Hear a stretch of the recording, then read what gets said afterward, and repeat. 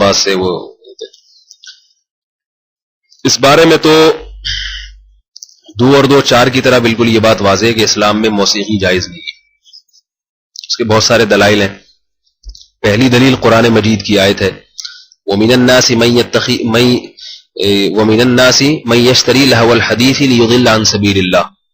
لوگوں میں سے بہت سے ایسے ہیں جو لہو الحدیث لہو العیب کی بات خریدتے ہیں تاکہ لوگوں کو اللہ سے غافل کر دیں.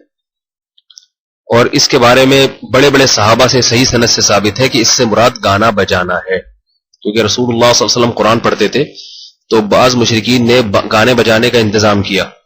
تو اس سے کیا ہوا کہ لوگ تاکہ قرآن نہ سنیں، آپ ایک طرف کسی قاری کو بٹھا دیں اور وہ قرآن پڑھنا شروع کر دے، دوسری طرف کوئی گانا لگا دیں تو گانے کی طرف لوگوں کی توجہ زیادہ جاتی. تو اللہ نے فرمایا کہ یہ ایسے لوگوں کے لیے دردناک عذاب ہے، دردناک عذاب.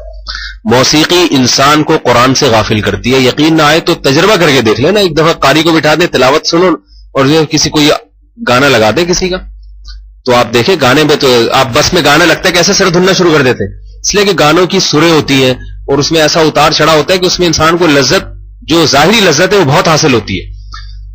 تو اس گانے بجانے سے انسان غافل ہوتا ہے، اللہ کی یاد سے بھی، قرآن حدیث سے بھی غافل ہوتا ہے اور اچھے کاموں سے بھی غافل ہوتا ہے.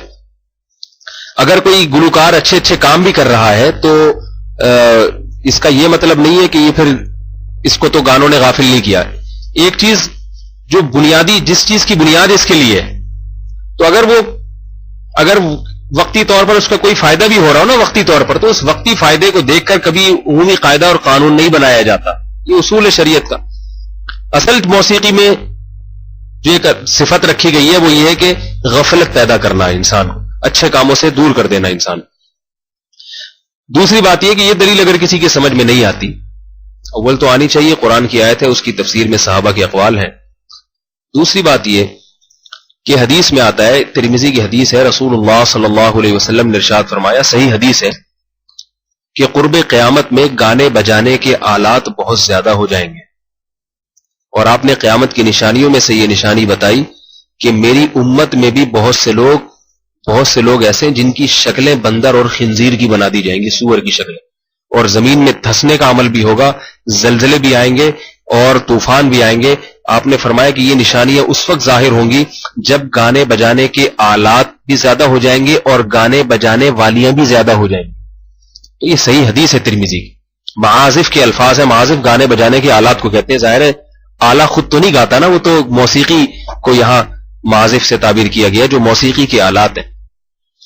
تیسری بات یہ، وعلیکم السلام، تیسری بات یہ کہ اگر موسیقی کی اسلام میں گنجائش ہوتی تو موسیقی کی دھن ایک ایسی چیز ہے جس کی طرف ہر ایک کی توجہ جاتی ہے، ہر ایک کی توجہ. یہ انسان کو وقتی طور پر ریلیکس کرنے کا ایک سستا اور بہترین آلہ ہے. وقتی طور پر انسان اس سے ریلیکس ہو جاتا ہے. جیسے شراب پی کے وقتی طور پر فٹ فاٹ ہو جائے گا، نہیں ہو جائے گا، وہ الگ بات ہے، اس کے پھر نتائج آہستہ آہستہ بھیانک نکلتے ہیں.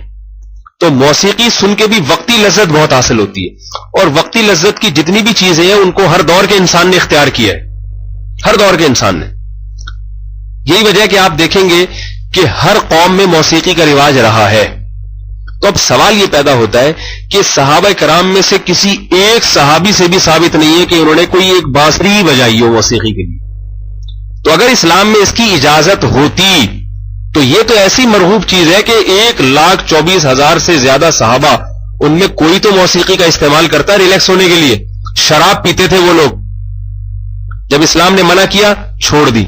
اور پہلے گانے بجانے والیاں بھی ہوتی تھی. غزوہ بدر میں کیا ہوا ہے؟ غزوہ بدر میں جب ابو جہل آیا ہے لشکر کو لے کے تو باقاعدہ موسیقی کے آلات بھی لایا اور ناچنے والیاں بھی اپنے ساتھ لایا. سب ناچے گائے اور جو ان کا ایک فنکشن تھا انہوں نے کیا لڑائی سے پہلے تاکہ قوم میں جوش پیدا ہو.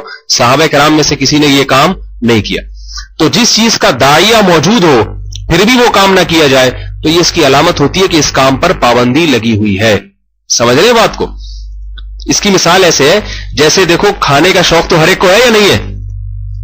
لہذا ہم صبح بھی کھاتے ہیں، دوپہر بھی کھاتے ہیں، رات بھی کھاتے ہیں، جب بھوک لگے گی کھائیں گے. لیکن رمضان میں کیا ہوتا ہے، کوئی غیر مسلم آئے دیکھے کہ یار یہ نہ صبح کا ناشتہ کر رہے ہیں، نہ دوپہر کا کھانا کھا رہے ہیں، نہ شام کی چائے پی رہے ہیں، کچھ پیش کرو ان کے سامنے تو بھی نہیں کھاتے، تو وہ کیا کہے گا؟ لگتا ہے کہ ان پر کوئی پابندی لگی ہوئی. اب کوئی اسے نہ بھی بتائے نا کہ پابندی ہے، پھر بھی وہ کہے گا بھائی پیٹ تو ان کے ساتھ بھی ہے، شوق تو ان کو بھی ہے، ضرورت تو ان کو بھی ہے، پھر بھی یہ نہیں کھا رہے، سارے کے سارے نہیں کھا رہے، تو لگتا ہے اگرچہ میں نے سنا نہیں گئی لیکن یقیناً پابندی ان پر لگی ہوئی ہوگی تبھی ضرورت کے باوجود نہیں کھا رہی۔ تو اگر ہمارے پاس بالفرض کوئی بھی قرآن کی آیت نہیں ہے، کوئی بھی حدیث نہیں ہے موسیقی کے حرام ہونے پر، تو سوال پیدا ہوتا ہے کہ اسلامی تاریخ میں صحابہ کرام کا اتنا طویل دور، نبی علیہ السلام کی 23 سالہ زندگی، صحابہ کرام کا اتنا طویل دور، کوئی ایک صحابی، حالانکہ دل موسیقی کی طرف ہر ایک کا مائل ہوتا ہے جو بھی بشر ہوگا، تو اس کے باوجود بھی کسی ایک صحابی نے ایک بانسری تک کا استعمال کیوں نہیں کیا؟ اس کی علامت ہے کہ ان پر پابندی لگی ہوئی تھی اور وہ انہی آیات اور ان حدیث کو پابندی سمجھتے تھے۔ تو ہم کون ہوتے ہیں اس کو جائز قرار دینے والے؟